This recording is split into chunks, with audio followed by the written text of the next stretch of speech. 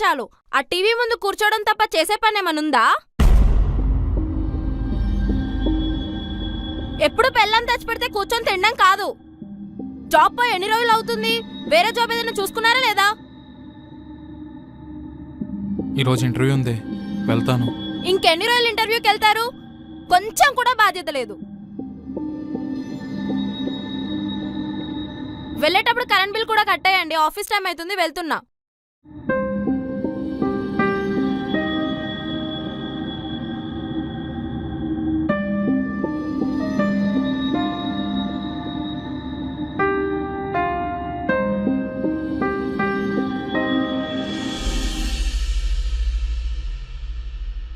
అమ్మా, ఎప్పుడొచ్చావు? వచ్చే ముందు ఒక మాట చెప్పొచ్చు కదా. చెప్తే మీ ఆయన స్టేషన్ కార్ తెస్తాడా ఏంటి? సరే, టైం అవుతుంది, వెళ్తున్నా. ఎక్కడికే? ఆఫీస్కి. నువ్వు ఆఫీస్కి వెళ్తే మీ ఆయన ఇంట్లో కూర్చొని వంట చేస్తాడా ఏంటి? సరే వెళ్ళు.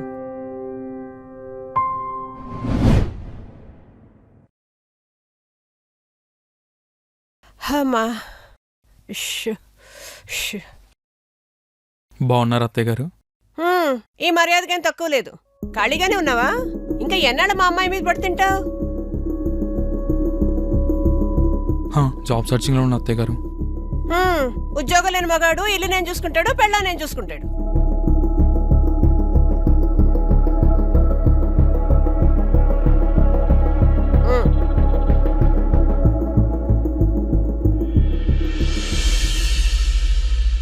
ఉద్యోగం లేకుండా ఏం చేస్తాడే? ఇంట్లో ఒక ఖాళీగా కూర్చొని తింటున్నాడా? ఏమో అమ్మా, ఎంత చెప్పినా వినట్లేదు. నువ్వేం చేస్తున్నావు చెప్పకుండాను? ఇలా ఖాళీగా కూర్చుంటే ఎలా చెప్పు? ఆయన అంతే అమ్మా. ప్రియా, అన్నం పెట్టు.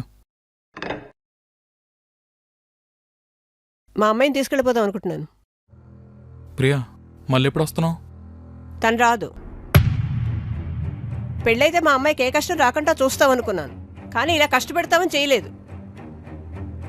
నేను కాలేజ్లో ఫస్ట్ ర్యాంకర్ని.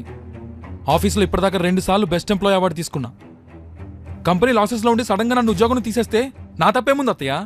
ఆయన జాబ్ కోసం ఎంత కష్టపడుతున్నానో ప్రియాని అడగండి. ఊర్లో మీ అల్లుడికి ఉద్యోగం లేదని నలుగురు 4 మాటలు అంటుంటే మరి సమాధానం చెప్పుకోలేకపోతున్నాం.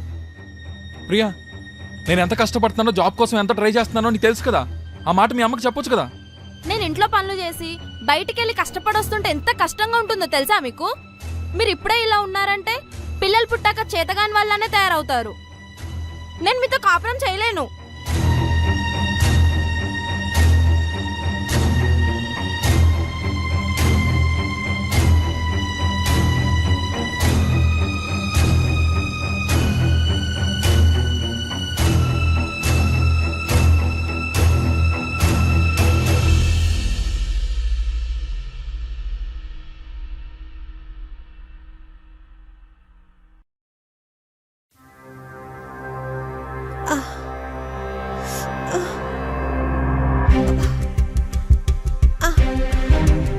అబ్బా, అమ్మా!